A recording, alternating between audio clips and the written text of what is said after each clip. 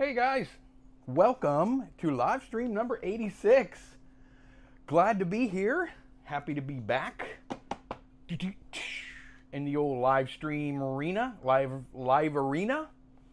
Good to see everybody that's piling in. Let's take a quick peek and see what's going on.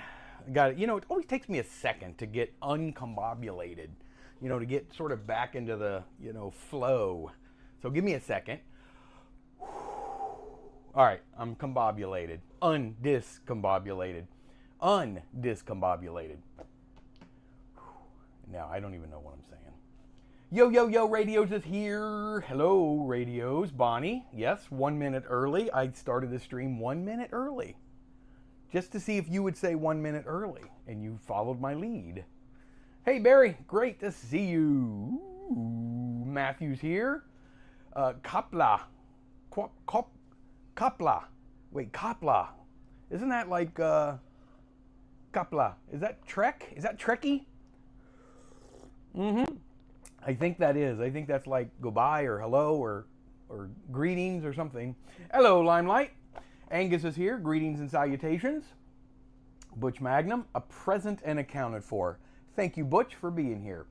Hopefully, did you get your film back yet, Butch? I sent it last week, so hopefully you got it.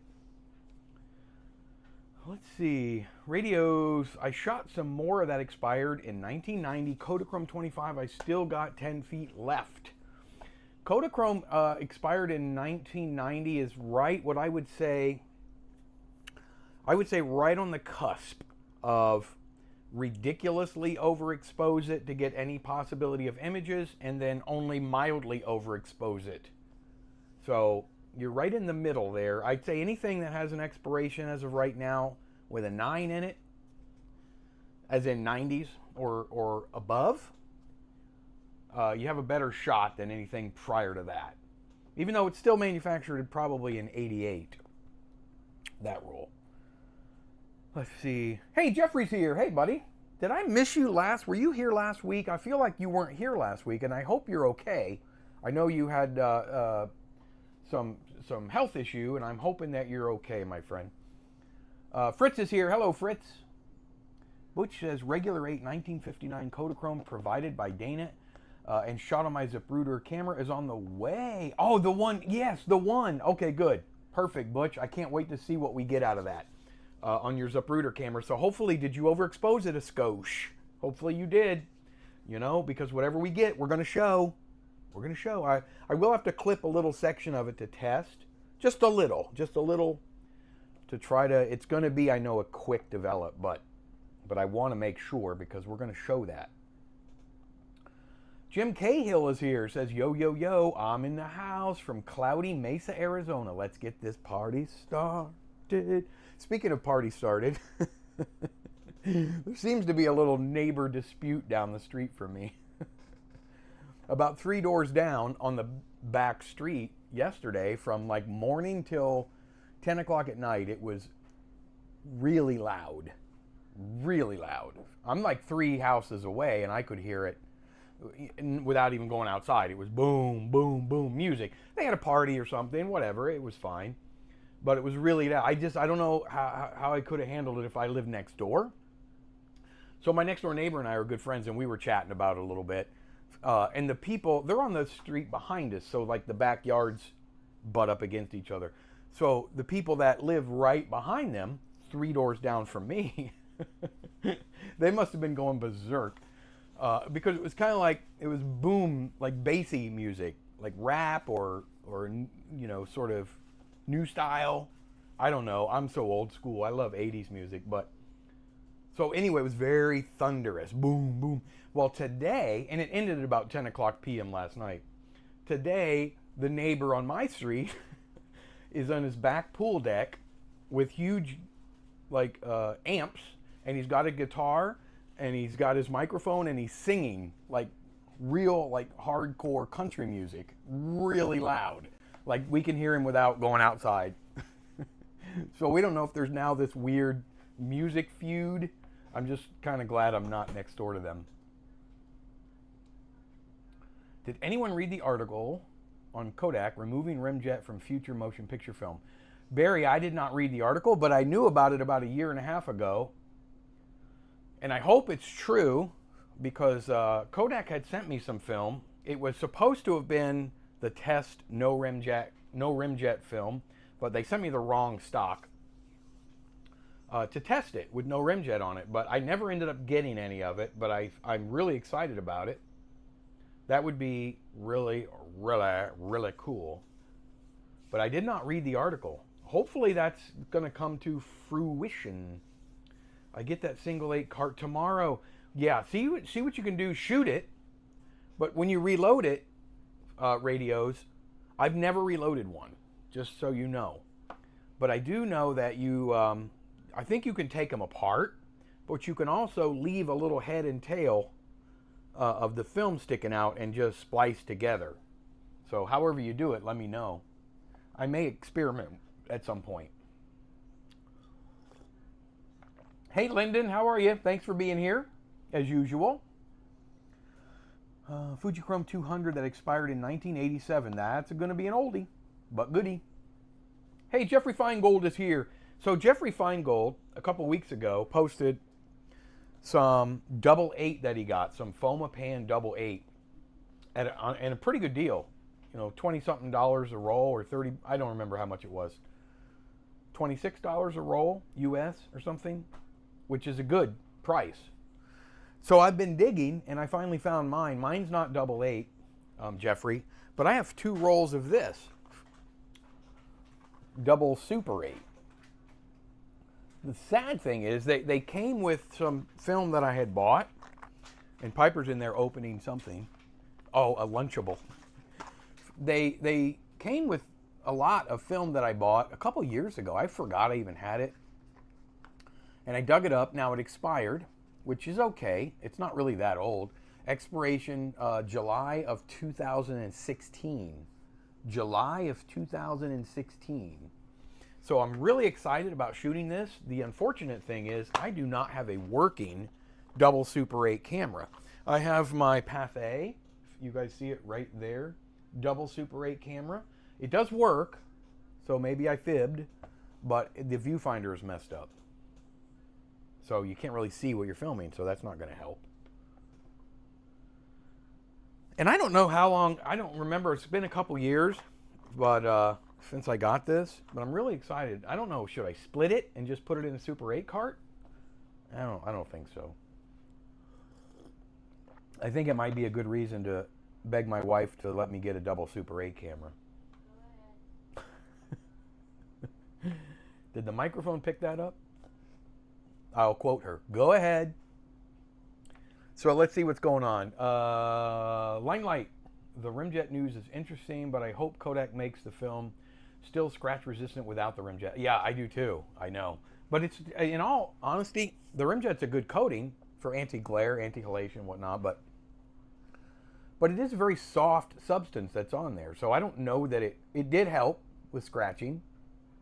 But I think for people like me that home process, it almost added scratches because I have to take it off manually.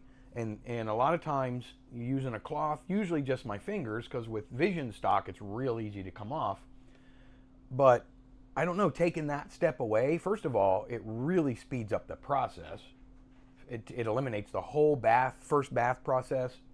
So it would be amazing for me. I would love if they could master that. Sending off a 16mm magazine roll of regular /8 and cartridge of Super 8 to FPP Monday from my vacation in Ohio with the grandkids. That'll be exciting to know how that turned out, Angus. Good luck with that. No better thing to shoot on film than kids and grandkids, because you know, we always want to look back on that. Speaking of that, I do have a film that we're going to show later. It's in the same wheelhouse as the films that we saw. Remember the ones we opened live on a live stream, and the following week we showed them? It's from that same batch. So we have, but they have already been opened. It was the Brewer family, remember, from Indiana?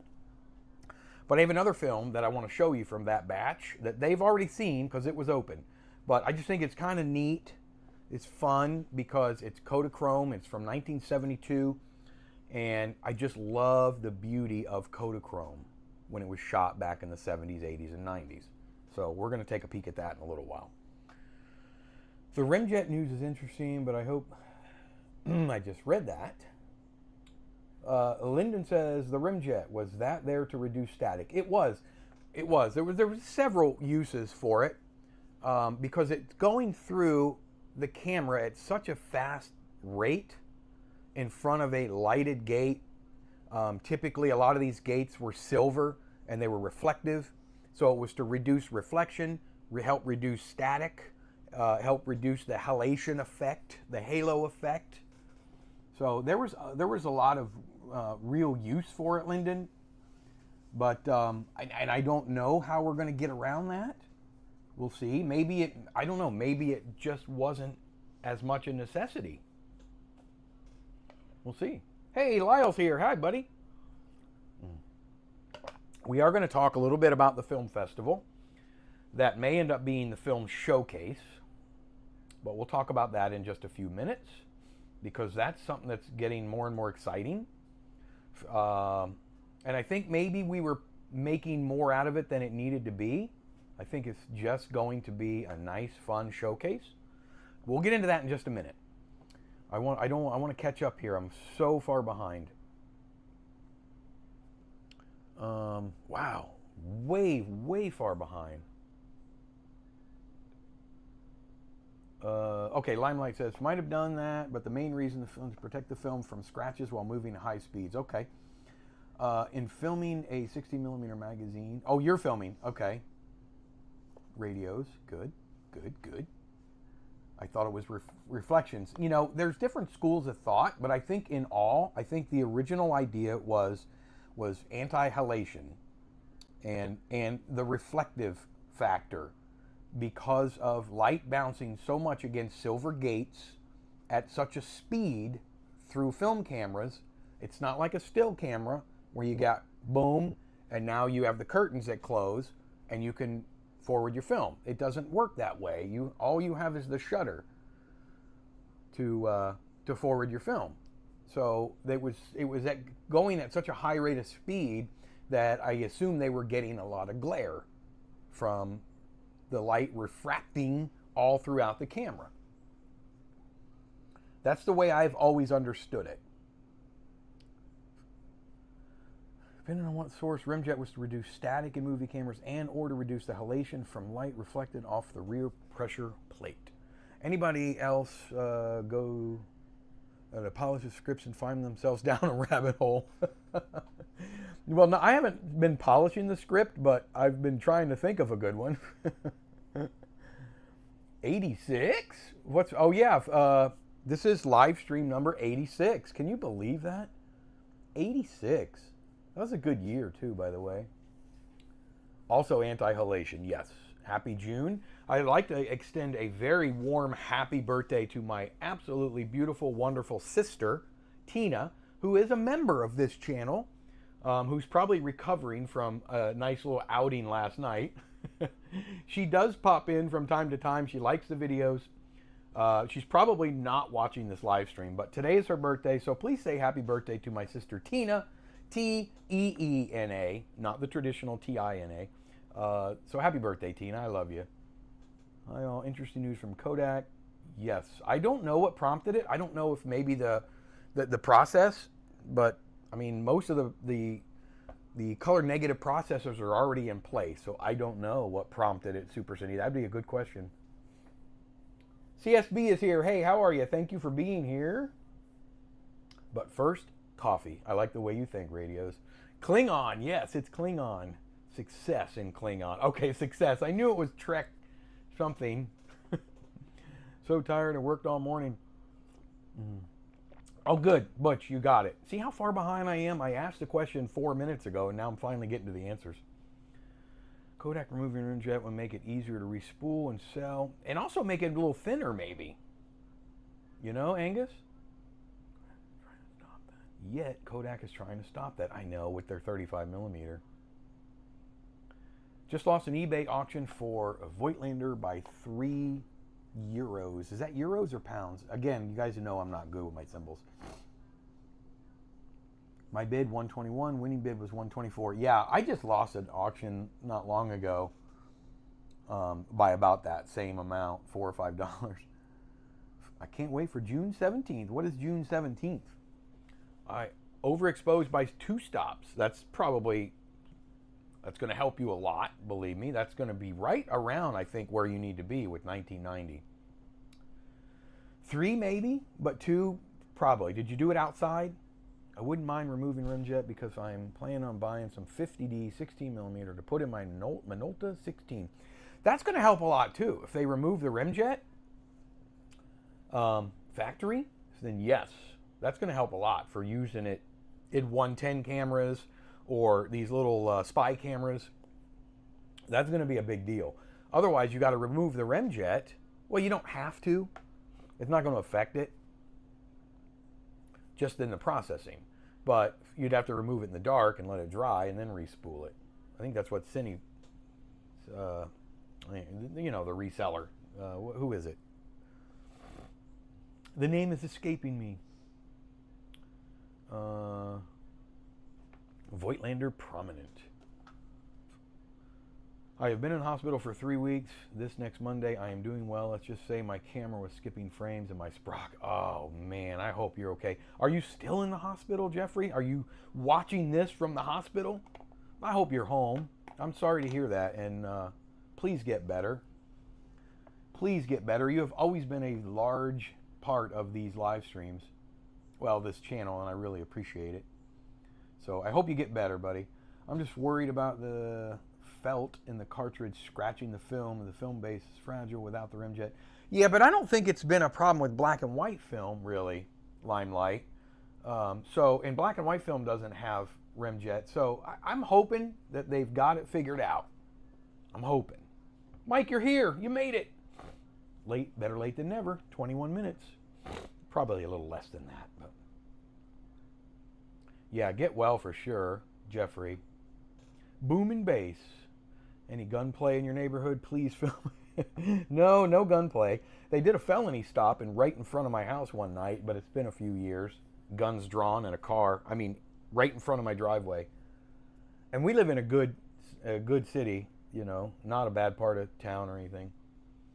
Yeah, definitely graduating party. Boy, am I behind or what?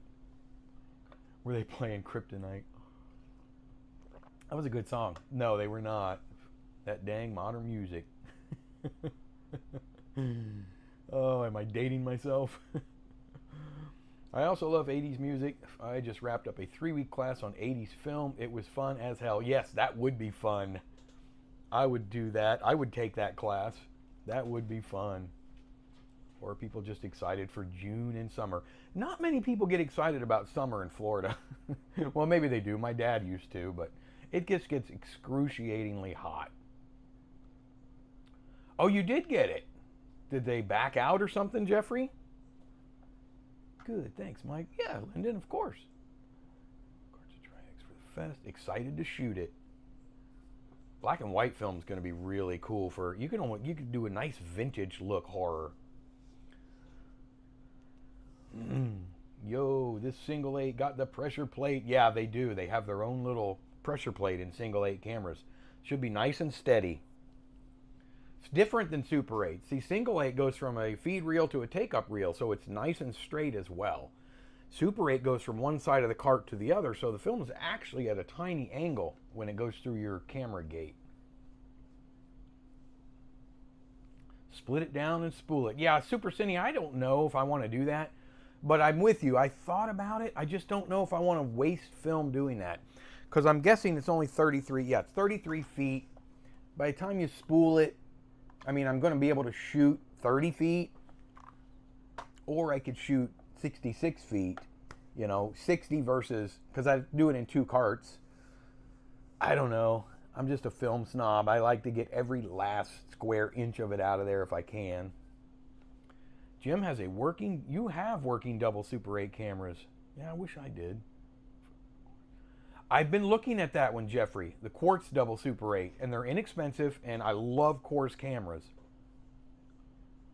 Yeah, radios, I'm with you. Mine runs. It runs, but let me show you. It's dusty. Whew. Hope you didn't see that. See, I have this. I bought it because it just looked cool. I got it really cheap. The Pathé Double Super 8. So it does run. I don't even remember where the shutter button is on this. That's not it. Yeah, it is. It runs great. So there's just no viewfinder back here. There's something going on here. Something missing. But you see the viewfinder right there. It's missing the whole inside piece. There's a tube that goes in there with lenses. So it runs great. I don't know, maybe I tape that up and just guess based on, you know, this lens that came on it. It's a nice Angenu zoom. I don't know, 8 to 64, and just guess based on the focus marks. See what happens. I just hate to waste a good roll of double Super 8 film in a camera that I can't look through. Like 10 Airy double Super 8. Try to get one of those, like 10 Airy double. Well, yeah, wouldn't that be nice, Bonnie? Can you refresh the felt when you reload? Put in a new felt each time. I'm not sure I even know what you mean when you say felt. I've opened a lot of Super 8 cartridges. I don't know where there's felt inside any of them. Is there felt in them? I don't remember seeing felt inside them. Analog Photo Shutter Lab is here. Hello, my friend. Oh, there it goes. I just lost everything. I didn't lose anything. I'm just so far behind. So you can get Casima. I have those little, Super Cine, I have those little carts. The reloadable ones. I just never used them.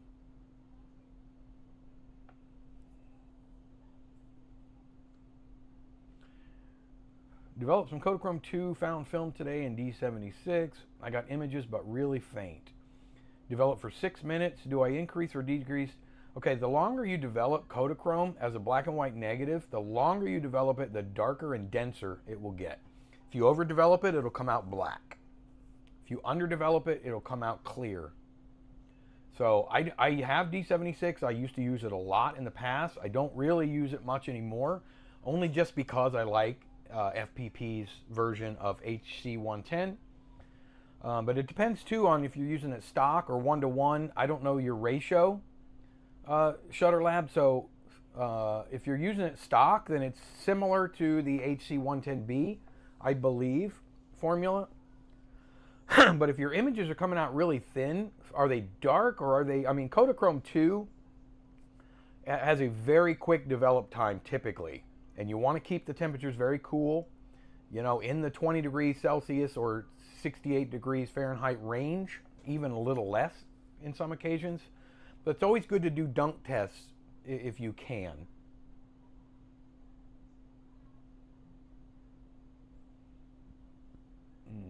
There really needs to be a Felts Are Us. So, you know, basic AA camera with no facility to adjust f-stop. What parameter is adjusted? Well, essentially, Lyndon, the ASA or ISO on a double Super 8 camera, typically as you adjust one stop ASA or ISO, it's the same as adjusting one stop f-stop, right? So there's a trade-off.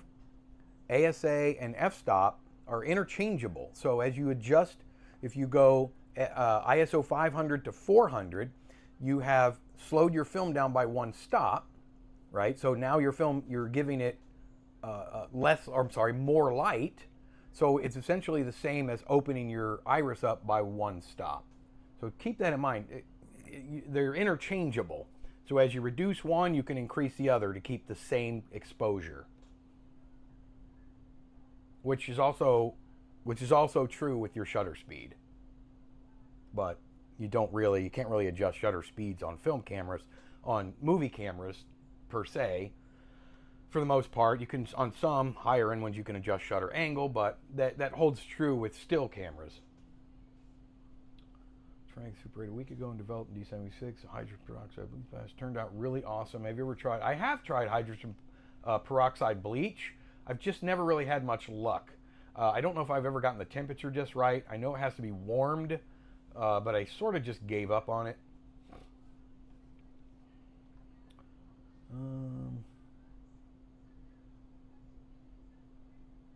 I've had some experience. My black and white film would get scratched a bit when used in the carts, though that's before. Oh, okay.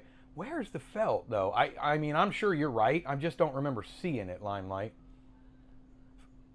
The older the camera, lens accurate selenium cell may be. Yeah, those don't, yeah, those can get a little wonky.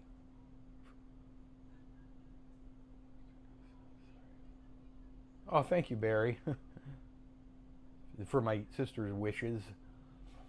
That's Mike Rosso at FPP. They have done some work on making film. Yes, Mike's very well versed in that stuff. An eye-opening video, Bonnie. Did anyone see Analog Resurgence new video on Sinestil? Sinestil, that's what I was trying to say. On their E6 kit. No, I have not seen that. I follow Analog Resurgence, Noah, but he posts so infrequently that I just don't hardly ever see him anymore. Thanks. I have a double 8 camera, maximum ASA setting 64. If you use an ND filter, if I use 100 ASA film to reduce exposure.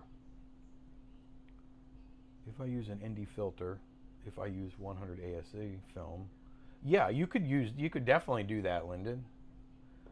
I saw the Sinestil E6 video. I've never liked the E6 kit. Yeah, I use the FPP E6 kit.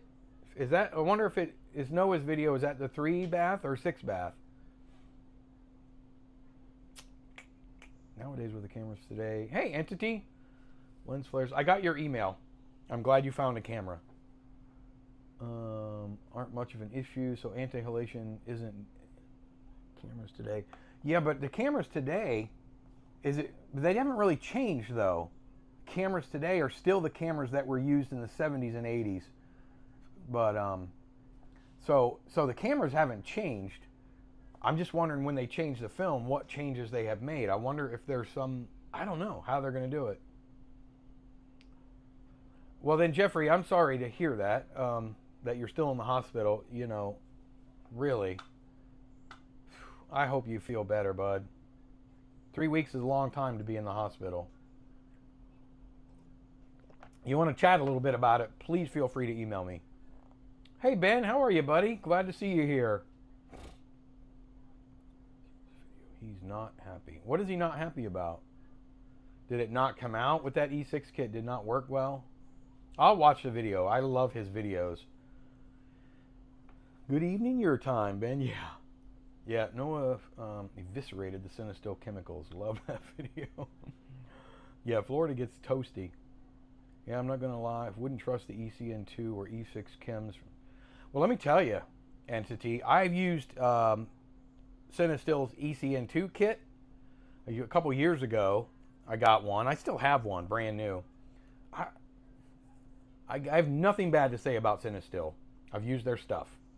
But it did not last very long at all. I prefer, building my own kits, using raw chemicals, powders. But their kit for people that just want to develop 1 or 2 rolls and be done with it forever, I guess it's fine, but boy, it did not last. After I used it, I usually use my chemicals for a while, add a little time, but with theirs, I don't know. It worked fine for the couple rolls, and then it just died. I remember doing a roll with their kit, and it came out completely clear because the first developer just died.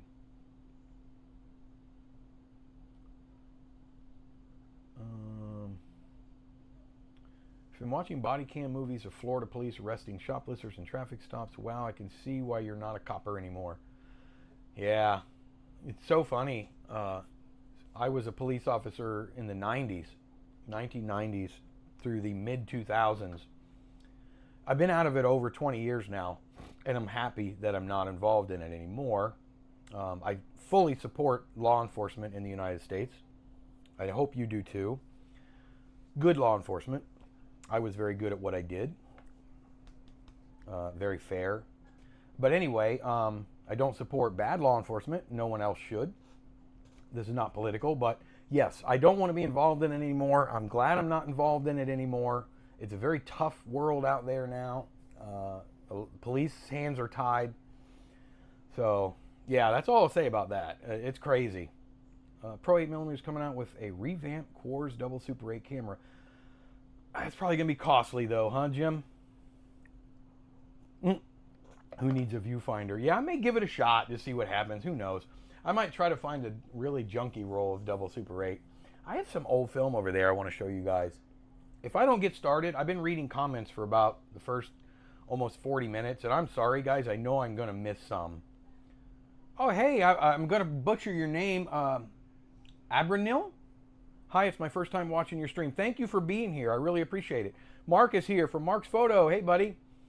Guys, I have to skip a few comments, and you know I hate doing that, but I have a few things I want to cover.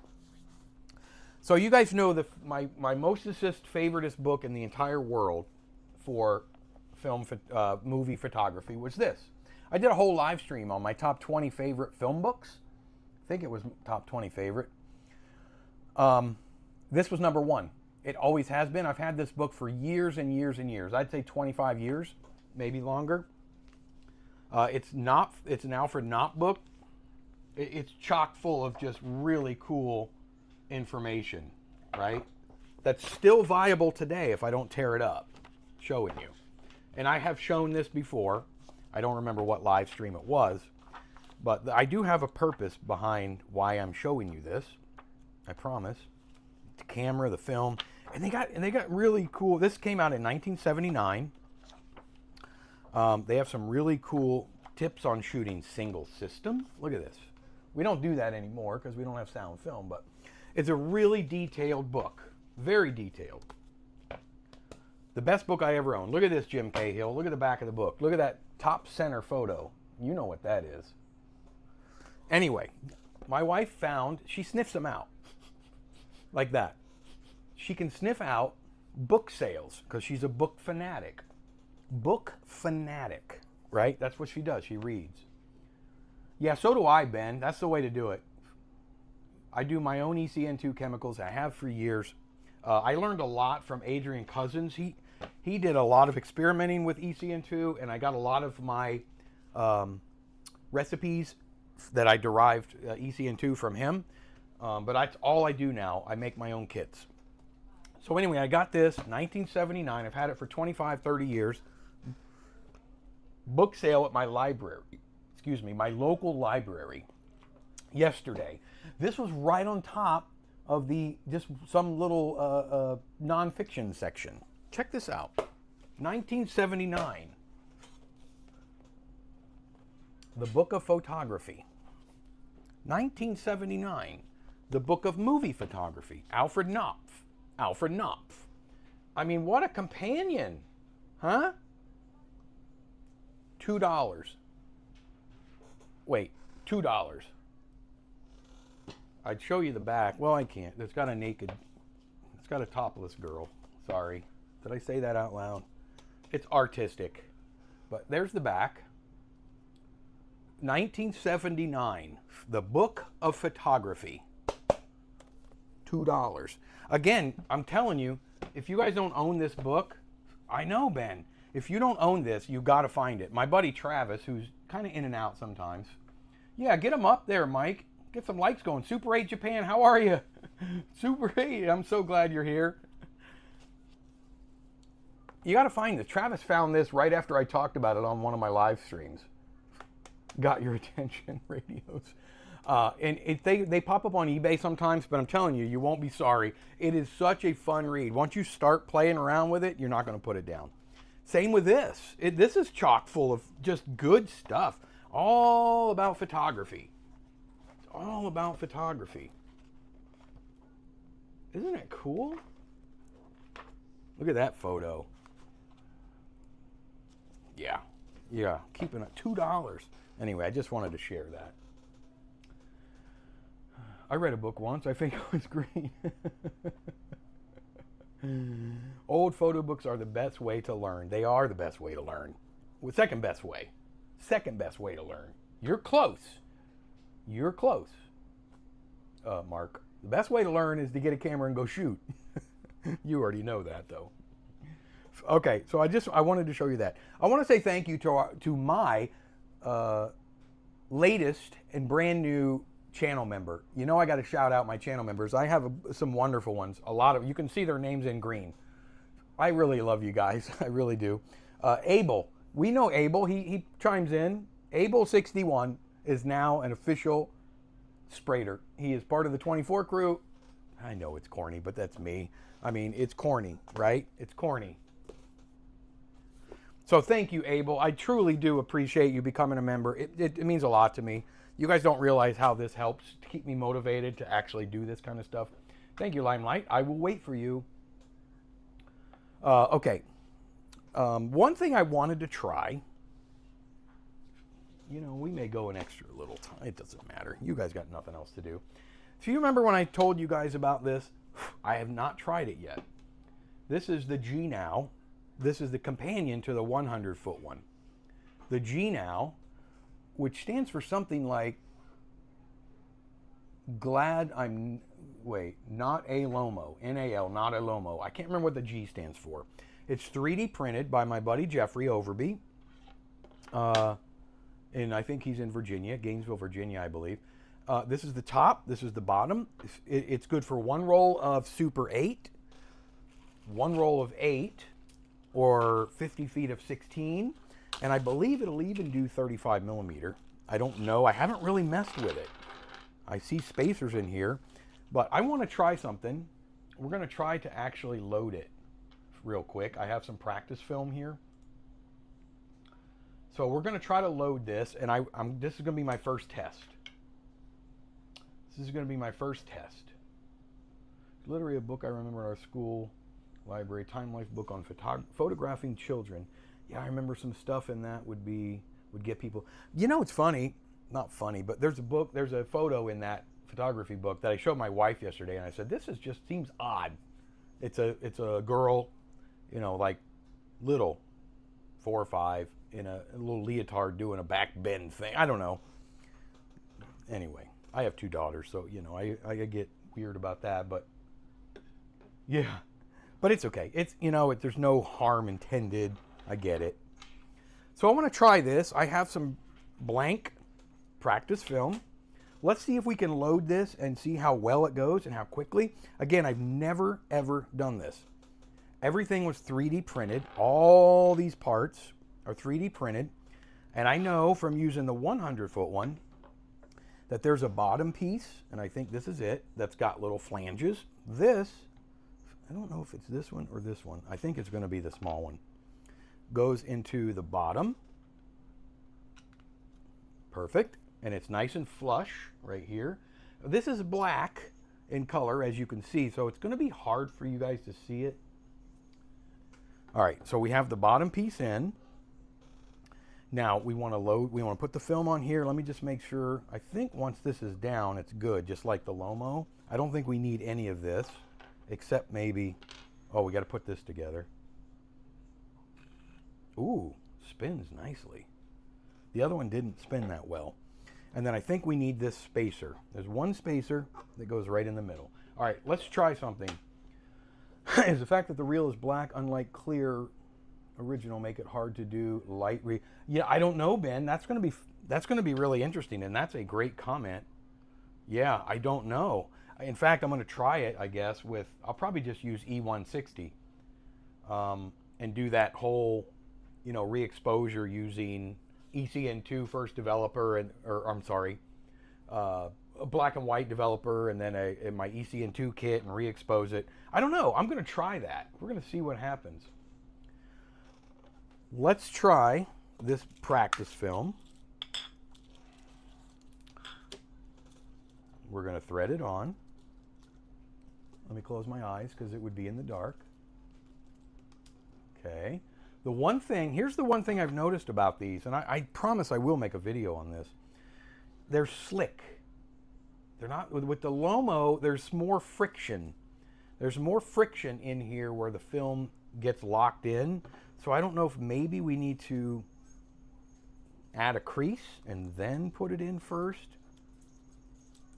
so it doesn't pull out. Yeah, that would work. All right, we're going to start the film. We're going to hold it down. We're going to cover. Then we're going to see if this will thread. First time, I don't know.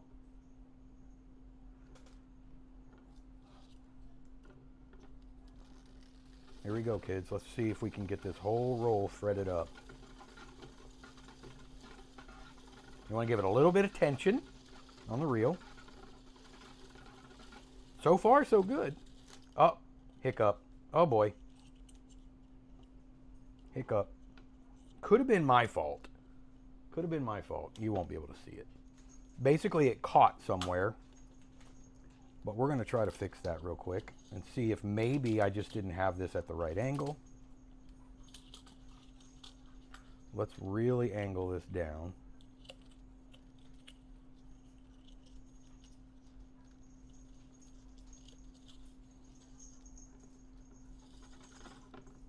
Whoa. Now, I usually have this on my table. I have a table that I designed for this purpose. So maybe it slipped because I didn't have it completely down, the film, and it caught the top. Because so far, we're good. Now I got to use this because it's getting harder and harder to turn.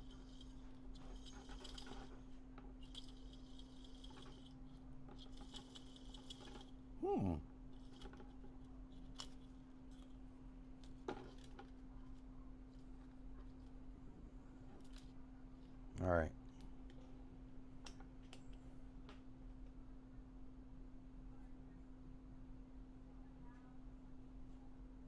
Don't know if you'll be able to see that. I don't want to drop it.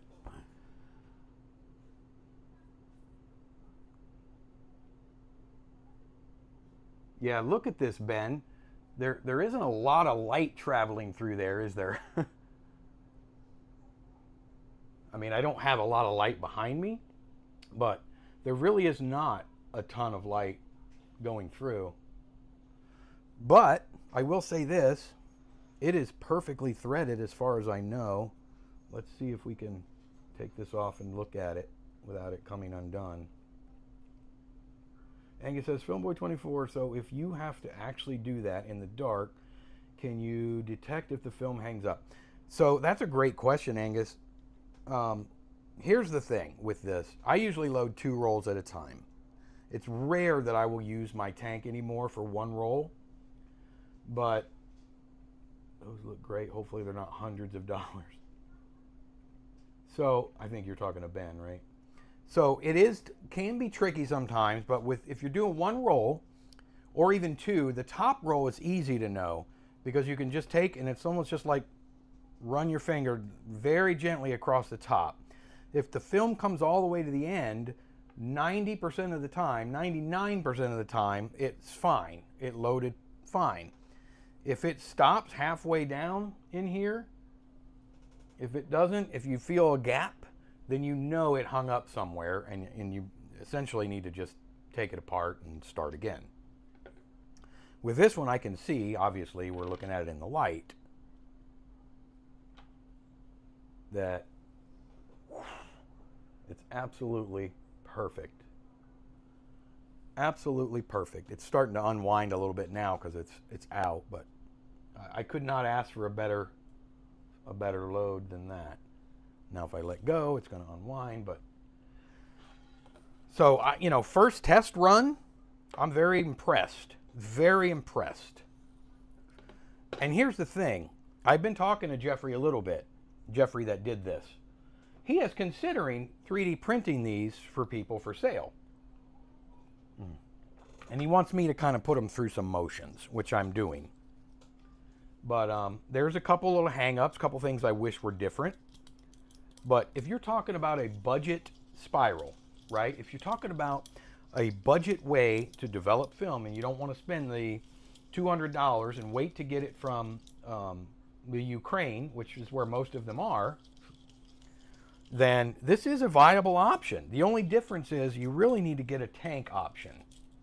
You have to find a tank option. You can 3D print them, but from what I gather, they don't really, they leak. They don't really hold water well. That's what I've read. I don't know. I haven't seen one. Maybe I'll get Jeffrey, beg him to print me a tank, and we'll test and see if it holds water. Or maybe there's something we can pour into it, like a lacquer or something to seal it. I don't know. Well, I don't know if you could print them in clear. That's a good question. I don't 3D print. This is just going to come off, and that's okay. This is junk film. I don't know if you can. Bonnie says, send a screenshot of the comparison for kits he used in the video. He had 4 cameras and 1 lens that he switched between all of them and took 4 identical images on the cameras with the same stock. Oh, did he use still film then, right? Which is still a great test. I'll look in 1 second, Bonnie. So, if you were looking for I don't know how much this costs in labor and materials and things like that, but if you're just looking for a system, even if you don't have a tank, and you just buy tubs like I do with my 100-foot G-Now tank or spiral, and you just do it in a dark room, and you go from one tub to the other tub, I mean, that's definitely a possibility for these. Or if you have a UPB-1A, these fit in those tanks as well. So I don't know. I mean, it feels like if you're somebody like Sprocket and you have Franken scanner and you have 8mm cameras or film or whatever, and you can scan it yourself. There's a splice in there. You can scan it yourself, develop it yourself. I mean, you could do this relatively cheap. Even if you got, newer Kodachrome or newer Ektachrome 160 for inexpensive and had fun with it and experimented. Might be a viable option for you. Don't know. I'm going to definitely put it through the paces.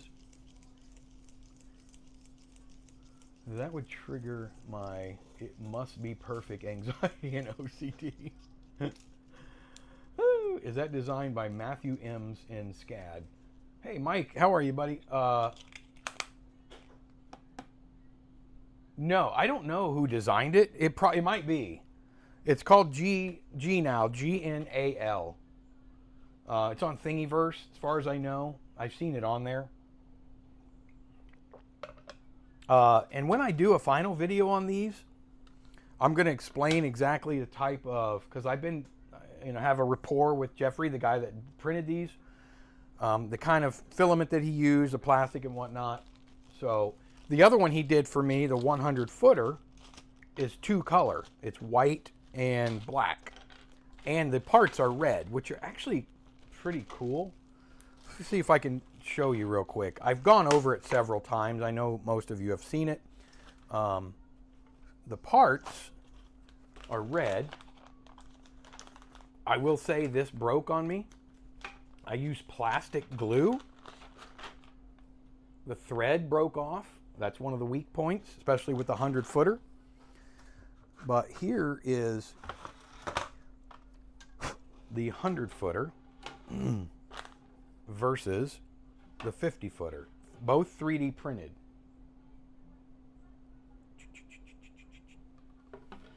But as you can see, he did the 100-foot, and he said, I asked him what the reasoning was. The bottom is white. It's like split. It's like half an Oreo. He simply ran out of that color filament. So I don't know if I'd want the whole thing in white because I process a lot of film with Rimjet, and already there is some Rimjet on this, on the white, and it starts to dull it. So the black might be an option, or even the red might look kind of cool. Super 8 Japan says, is cleaning the gate on the Canon 518 difficult for a newbie? Just bought my first Super 8 and I'm afraid to try. I don't think cleaning the gate is that difficult, but I don't know. I have a 518 somewhere, but it needs work. Just be careful not to get stuff down in the camera. Get one of the suction bulbs and pull stuff out if you can. Typically, I just use the little dust brush. I gotta go. My youngest son just arrived. I'll watch later. Thanks, Mike. Thanks for being here, buddy. Take care of yourself. So so I'm excited about that. So we're gonna get rolling here. We're gonna get rolling. All the parts. So you can do 35 millimeter in that as well. I know you can. I know you can. Absolutely, Super 8 Japan. Sprockets down, emulsion out. Yes, you are correct, Mike. Hopefully they're not hundreds. Yeah, I don't think he's going to. 26. Okay, so now I want to talk a little bit about the small film showcase that we are going to do. We are going to do. Don't leave, because you're going to want some information.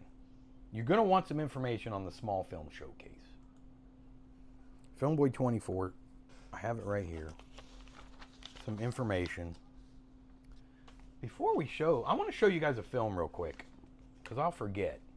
This is a fun little film. I only have this on here because I just appreciate Kodakchrome when it was shot in the day. Take a look at this film. It's only 3 minutes. Take a look at this film while I'm getting all this sorted. Yeah, take a look at this Kodakchrome from 1972 of this brewer family. Just chilling a little at the beach, and then you'll see. And by the way, hey, Limelight's back. Yay. I don't think Jack is here. Our buddy Jack. I don't see him. But this isn't far from where Jack is and where I'm at. It's part of this. I will explain in a minute. But here's the film and Kodakchrome. Lights, please. Look at 53-year-old Kodakchrome. And the vignetting is likely from, you'll see it on the bottom corners, and from zooming all the way out. Probably has a lens hood, I'm guessing.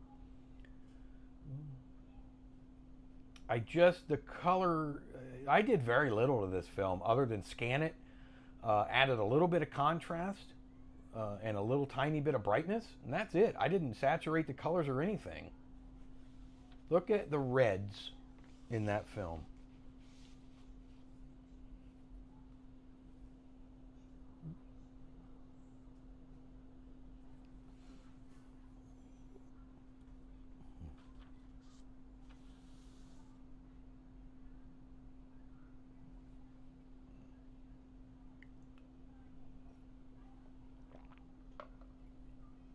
Oh, Kodakchrome, we miss you.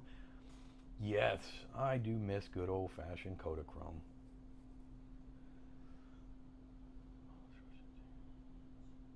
You know, Jeffrey, I don't know. He hasn't mentioned it. The small little one for the like the AA, I think, was why they were really there. I know, Ben. I hope he gets it to where we can see Kodakchrome like this. Not just Kodakchrome like color. I don't just need color in Kodakchrome. I want vivid color like this. I wish him all the best, and I think if anyone can do it, he can. Right, Super 8 Japan? I just can't get over how this looks. I'm guessing that's down in Cape Canaveral in Florida. That's my guess.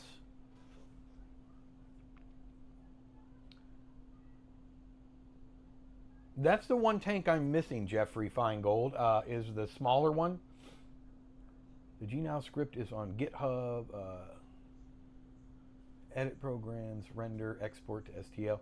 Yeah, I don't have a 3D printer. He is very much so, Lyndon. Yes, and I wish him all the best. I'm his biggest fan when it comes to that.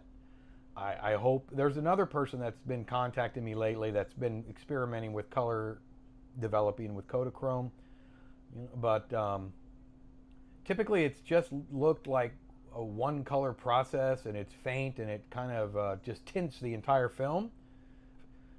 Adrian has gotten closer, I think, than anyone ever has. So, and I know he's redesigning everything manually and disassembled his machine, and he's just trying to do everything manually, which is fantastic. So we'll all be keeping a close eye out on that. That's Marineland. That's not far from, that's about, it's still there. It's not really open to the public the way it was. I've been there when it was that show. It's probably an hour drive from me. But it used to be like SeaWorld, kind of a smaller version. And now it's more of an educational place where you could do tours and stuff.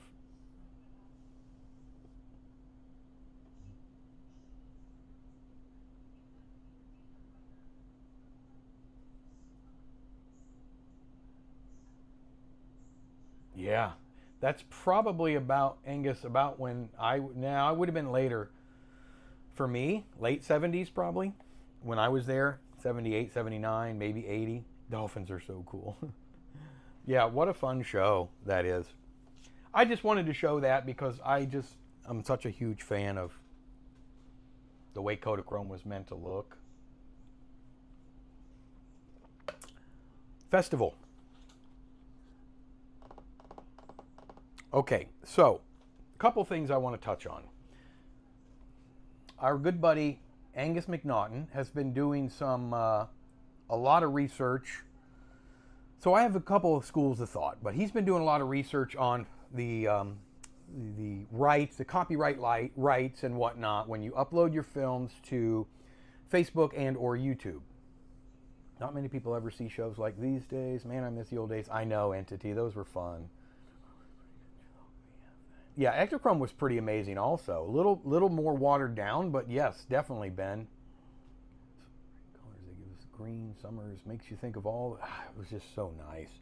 So Angus has really been looking into all that. And you know him as Angus. He's Dana on our Filmboy24 community on Facebook. You know that this is Dana we're talking about. So he's been really looking into what rights you give up, and what rights you grant, rather, to Facebook and YouTube when we upload films there as creators. Very important stuff, don't get me wrong. What I'm a little more concerned with at this point is getting the films done. I think we will get the films. I may end up, I know Dana's probably not going to be a huge fan of this because he's done so much work, but I may end up hosting them on YouTube. But there will be a caveat. I mean, certainly if you don't want your film on YouTube, then this may not be the right showcase or festival. There are certain rights that you grant Facebook and YouTube when you post a video. Now, maybe Ben's here. Maybe Ben can chime in and explain a little more, because I know the festival that he was just a part of.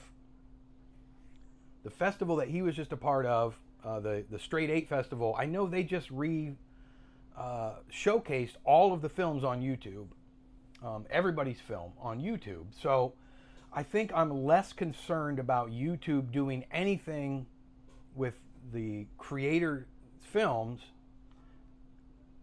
than I am what maybe some people might be. Hey Mike, glad you're back. You just missed our Kodachrome film. Who we got here?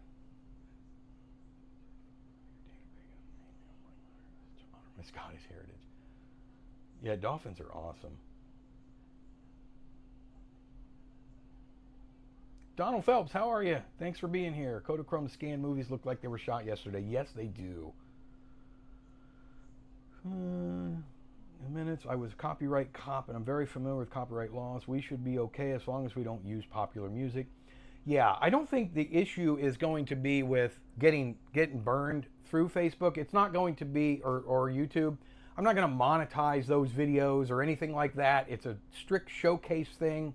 So I'm personally not worried about, getting strikes, because it's not going to be a monetized video for me anyway.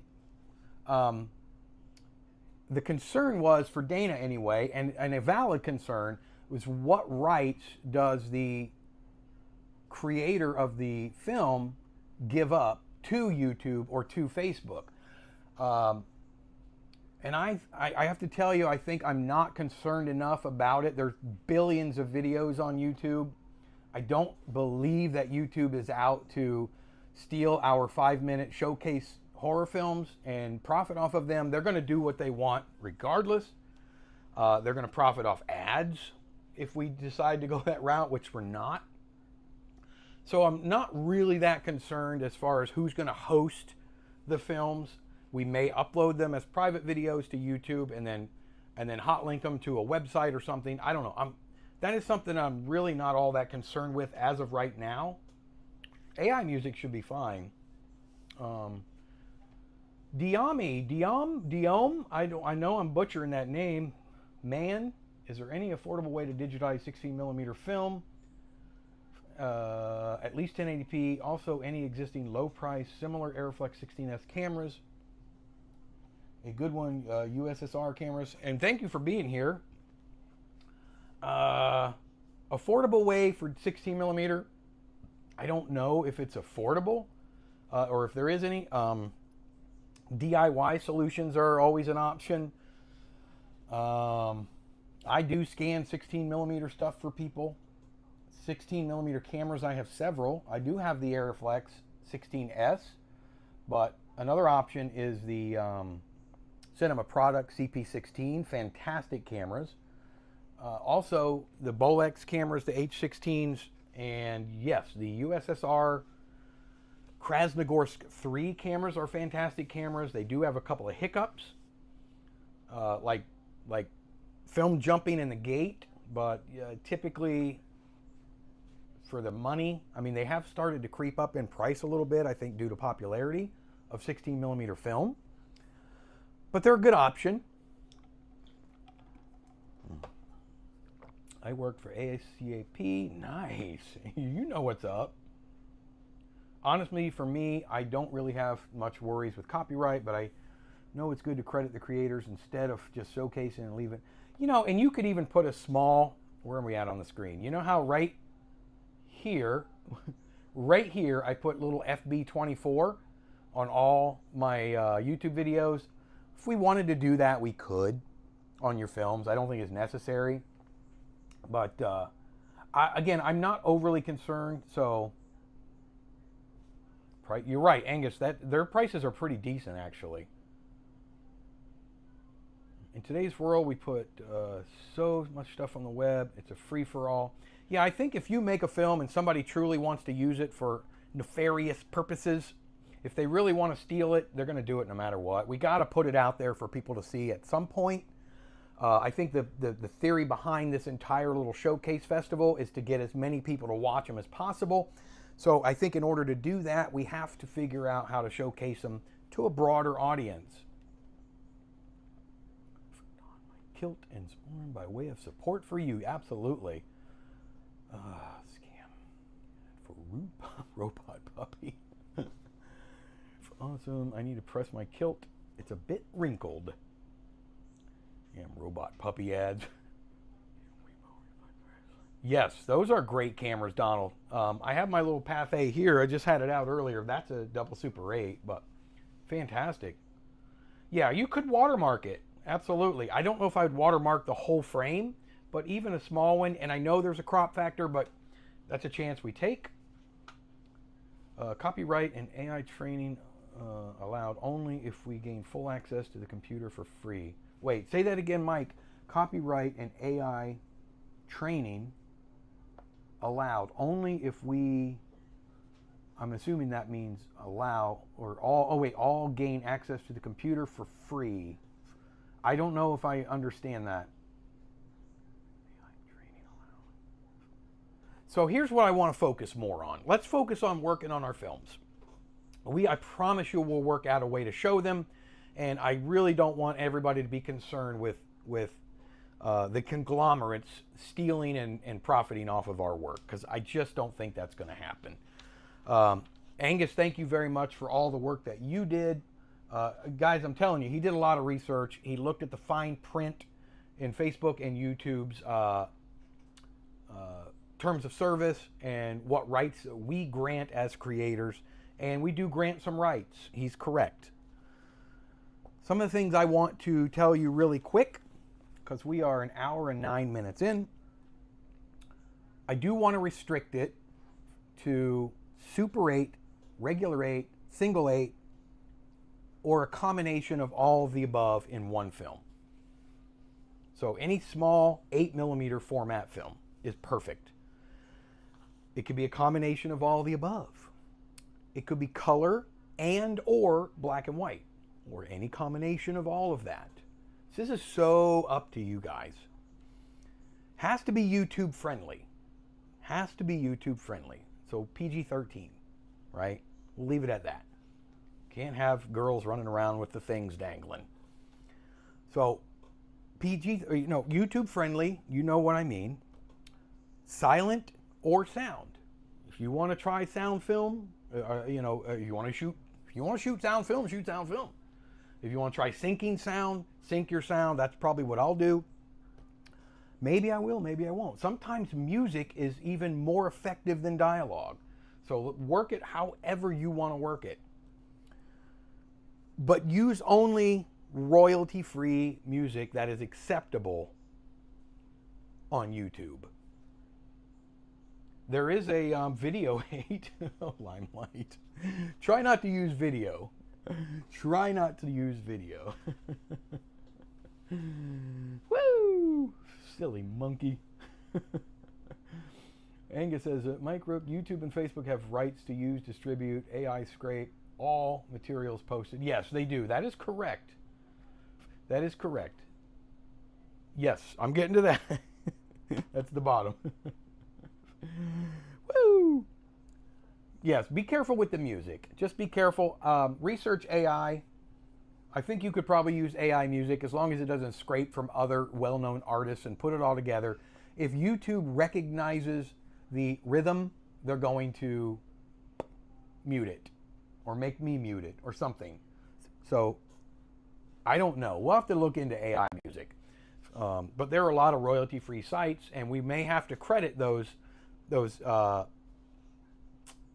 like Matthew sent me his Tri-X film, and he had royalty-free music in it, and I played it, and I got a copyright strike because I didn't know, but I had to go and become a member of their site. It was all free, and it was easy, but then I had to correctly credit the artist in that live stream. So it was easy to do, but we need to be conscious of all of that stuff. Runtime. I kind of want to be a little strict on this. Runtime. Maximum 5 minutes on the button. Maximum 5 minutes on the button. These are going to be fun, quick little films to keep people engaged. That does include credits. And somebody had a good idea about maybe a title card at the beginning. We probably will. We may do that. We may do that. It was a really good idea. They talked about it last week. If we may do a title card at the beginning, I'll go over that in 1 second for you. And that probably will not include the 5 minutes. So film from your start to your end needs to be no more than 5 minutes, but it could definitely be less. English language or English subtitles. English language or English subtitles. And lastly that I have documented, oh Matthew, I'm messing with you. It was no big deal at all. Lastly, I was part of a festival once where we had to include something that the creator mentioned, just so they know, and it actually was a 5-minute festival, that film was created specifically for that festival.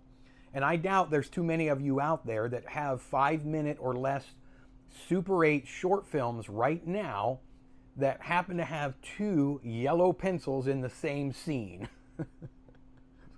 But that's what's required in this festival showcase. And I'm losing my voice already.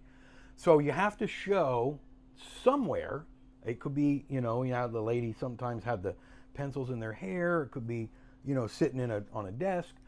Somewhere 2 yellow pencils in the same scene. At least once. Title card. I don't know if we're going to do this yet, but I do want this information when films are submitted. Your name, Or if you're not comfortable with giving your name and having it presented with your film, then a moniker is fine. Filmboy24. This is Filmboy24's film. People know now that I'm Mike Long. I don't care if my name's out there. If you do, and I have no issue with you not wanting your name out there, just a moniker is fine. Your state and country, so it would be US for that, Florida, United States, or just your country is fine. United Kingdom, France, wherever. So we need name, moniker, state, country, or just country. The film title. You don't even have to put the film title on your film unless you want to. But we need a title for your film. Just for the, just for the presentation. I would like a title. And yet now the good bits. And I want you guys to help me here. I want you guys to help me here because I know I'm missing some things that you guys might find important, that I would find important as well. I want to know personally, because I'm a film geek, nerd, right? Gearhead. I want to know the film brand and type.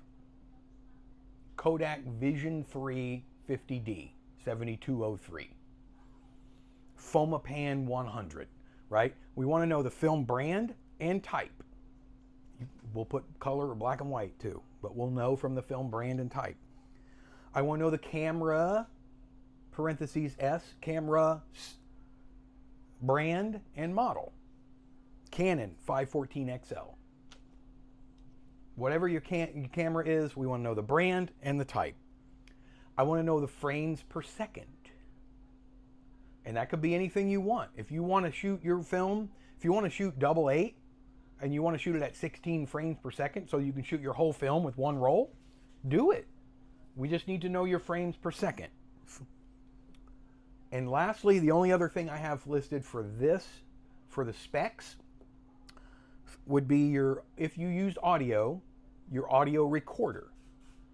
So for me, I would probably end up using my Tascam DR05X, I think it is, my little digital recorder. Or if you shoot sound film, just put sound striped film.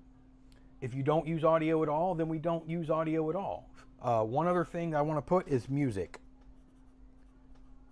We want to know the music. I want just the creator and the name of the song. Yeah. Even if it's royalty free, there's always a creator and name. All right. That's all I have documented on that right now. So now I'm going to go through and see what I missed.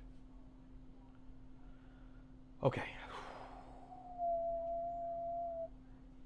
I'll sit this one out because I don't have any filmmaking equipment and I'm a bit busy.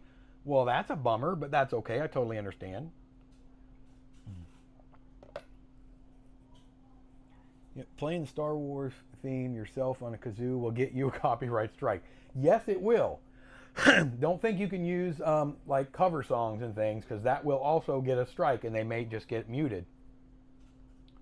So AI giving me errors. Get on it. Entities. So can we have any additional pieces to the film to help with a bit of lore building the film? Since I'm having to record a silent run, I was going to try adding a few audio logs. Yeah, I don't care what you add to the film. Absolutely. Add what you want. Just has to be 5 minutes, and the base of the film needs to be 8mm format, 8 millimeters wide. Yes. And somebody asked last week, how do we know for sure? This is our community, guys. If you don't want to abide by, and you end up submitting 16mm or something, there's really nothing I can do about it. I just hope you don't. It's an honor system. Let's all just use 8mm wide film. I think it's easier for everybody. It's more practical. It's cheaper for the most part. YouTube Studio itself has a ton of royalty-free music that can be used. Yes. Super 8 Japan, thank you for bringing that up. It's a fantastic source, especially if we use, you're really only supposed to use the Super 8 Studio music for YouTube.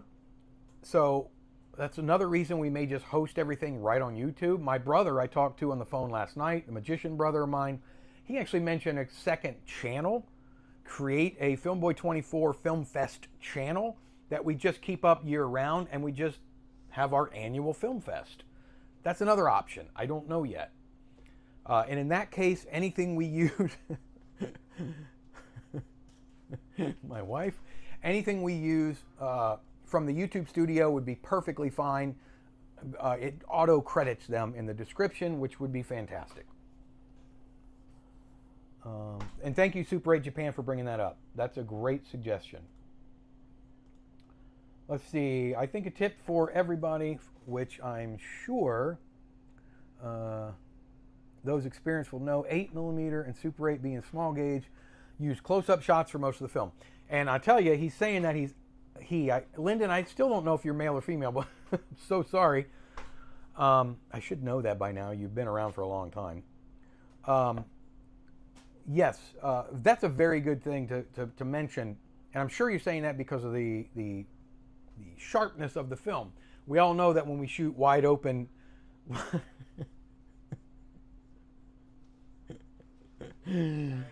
Woo! My wife was doing... I'm being distracting. She's being very distracted. All I'll say is she's eating a banana. Anyway, PG. So yeah, it starts getting soft. The images get very soft as you shoot wide open shots. The tighter shots you get, the more telephoto you get. We get nice, crisp, clear images. And we blow them up when we show them and blow them up and somebody's watching them on their 65-inch screen. We want them to be decent, right? One other thing I want to mention in the specs. Final finished product. Somebody mentioned this and I love it. Finished product, 1080p. Finished film, 1080p. Render. Shoot it and scan it as high as you want. But we're going to render them. What you just watched, that Kodachrome that you guys just watched from 1972, that's 1080p. Very, very presentable. It just keeps it easy across the board. I would recommend a good scan, 2K, 4K, even a good 1080 scan would be fine. But I think our finished products are going to be 1080p. Angus says, Filmboy24, 5 minutes or less. Now you have me challenged. Fulfill the intent in the least time possible. It's almost like you're just filming a little scene from a real movie. Unfair to 17.5 and 9.5 users of people who use Flickerbook. What the butler saw, arcade machines. I will demonstrate outside your house. Oh, Jeffrey. Yes, yellow in black and white. Okay, if black and white, we're going to be very lenient. How about just 2 pencils? If it's color, it should probably look yellow. Just a couple of pencils in your scene. Demonstrate. Woo! Flip cards, that would be fun. Standard 8 is absolutely okay, Ben. We accept Lomo Kino films. Well, I don't know. That would take a lot of rolls of film to get you up to, a minute or two. Probably going to stick with 8mm. With Uline Light, if you want to submit a Lomo Kino, I would take it. If you want to shoot a horror film with a Lomo Kino, I will accept it. Include age of film. Oh, yeah, good, Angus. Good. Age. That's why, yes, that's what you guys are here for. Age of film. Stock. Very good. That's good. Yes, y'all. Do we need to include, like, develop and scanned by? I mean, I'm going to put that down here. Maybe we compare labs that way. I don't know. There's a lot of good labs. You guys know mine's going to be done by me. But, yeah, that's good. Fresh or expired. Cat on a keyboard also works for the music. That would work fine. Yeah. No way they're gonna copyright that. Brand of batteries in the camera. Oh boy. Just broke the news to my Camflex Reflex 8. Will inform the film boxes later. Not meant to be too close. Wait, Lyndon, what were we talking about? I'm already confused. Yes. Not too close. You don't want to get too close. You don't want to do macro focusing, probably.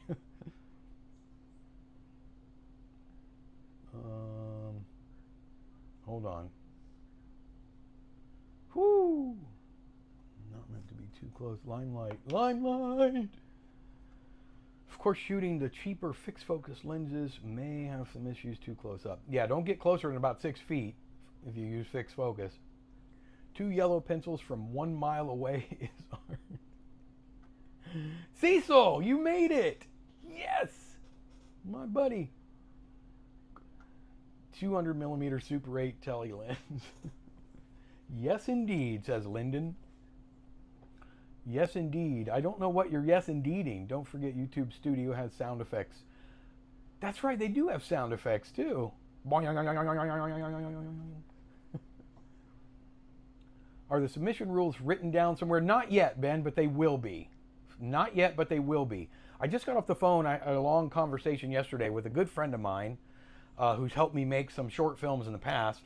And he owns a web company, a web hosting company for years. And they still, I'm migrating all my stuff to his company. And we're going to revamp my website. And I'm thinking I might just link everything from YouTube to my website. I don't know yet. But I promise you, I'll either have everything somewhere on my community tab or something like that on YouTube, or in the Filmboy24 community on Facebook. We will find a solution for that, but I will have that done. Pretty please. Wait, Limelight, what are you pretty pleasing?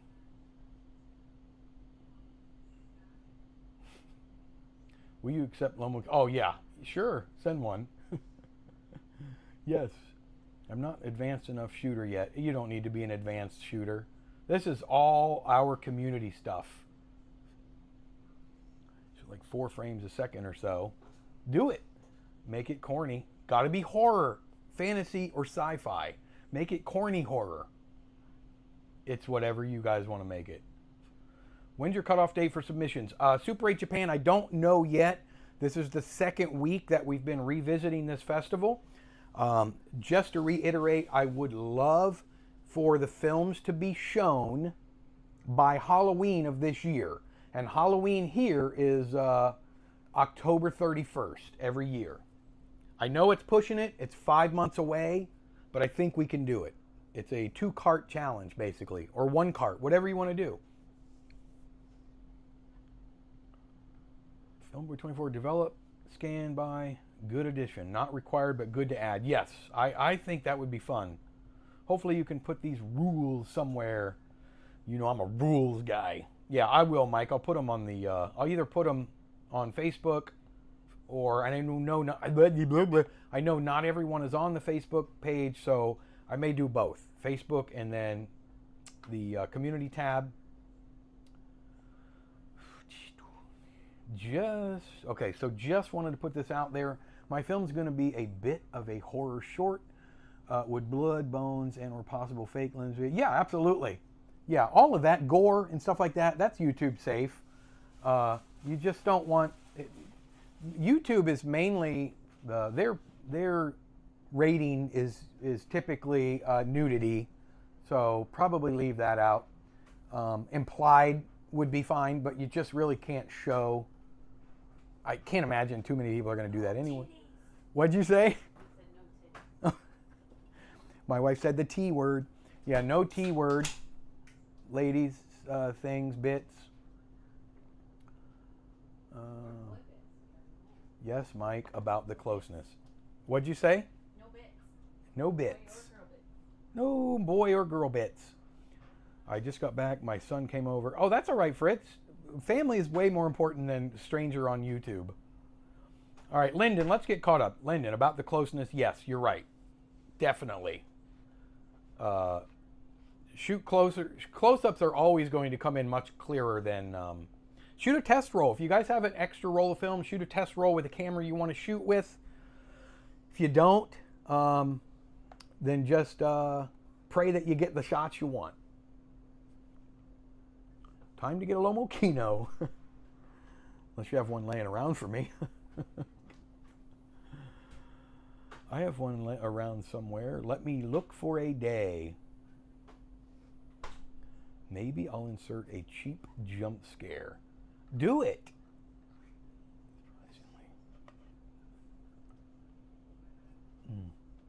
Yeah, maybe. I'm thinking maybe, Fritz. That wasn't a bad idea. I would just need to know how to orchestrate it. YouTube doesn't have any problem with nudity in the ads, though. Yeah, right? Cuts and coconuts, yes, but no butts. Even my wife was laughing at that one. Halloween themed or any style is okay. Any style is okay. Just to reiterate, it does need to be themed horror, fantasy, or sci-fi. You determine what that means to you. In other words, not just a cheesy drama or comedy. You know, I like horror. I always have liked horror. I want my little festivals to be horror themed. Just what I am. And if I can get more people to join that horror world, then that's what I'm here to do. Last thing I want to mention before we wrap it up, because it's an hour and a half, is I want to do a members only live stream.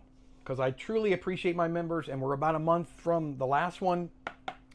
So as of right now, I'm thinking, and I know there's a few members in here, June 5th, which is Thursday. This Thursday, members, June 5th at 3 p.m. Did we say 3 p.m.? Yep. June 5th, 3 p.m. my time. Yes, Mike, and I truly appreciate you.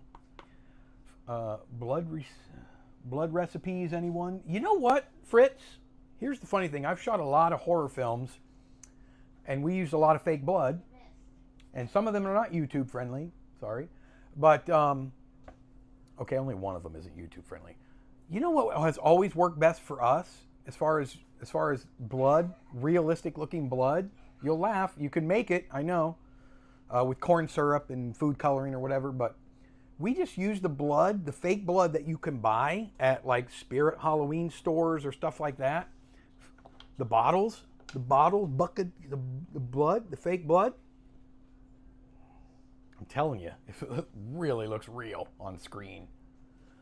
Yeah, Cairo syrup looks good. Got to add a little red to it. But sticky. You got to really clean it because you'll get ants if you don't.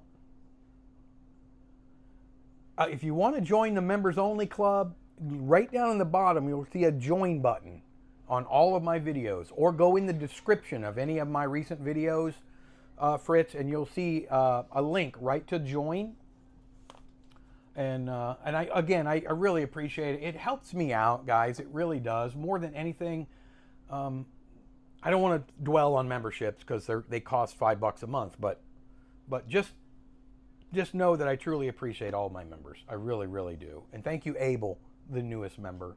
He's been a member for about a week now. 5 days. That's all I have for now. Members, Thursday, 3 p.m. Eastern Time, members only live stream. We're probably going to talk more in depth about the film festival and, of course, whatever we like to talk about. Our last live stream was close to 2 hours. The one before that was 2.5 hours. So we're going to have fun.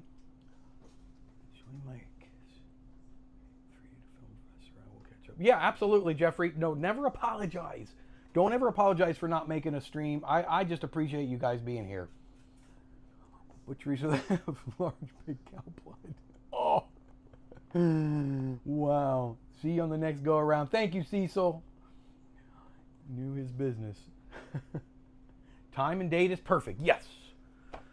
I always like when you're there, Lyle and Barry. Thanks for hosting. See you Thursday. I'll see all of you Thursday that are members. And I'll see everybody else Sunday we'll do another live stream next Sunday. And coincidentally, today is my sister Tina's birthday. The live stream Thursday is my other sister, Lori. It's her birthday. And about 2 days ago was my third sister's birthday. They're all right in the... Great to catch up, Mike, and everyone else. Thank you for being here, Ben. Hi and bye, Piper. Love to you too, Matthew. Thank you, buddy. I'll see everybody next Sunday. I'll see all the members next Thursday. And we are going to have to roll out. I love you guys like family. You know I do. Peace out, and I'll see everybody on the very, very next The Thing go around. See you guys.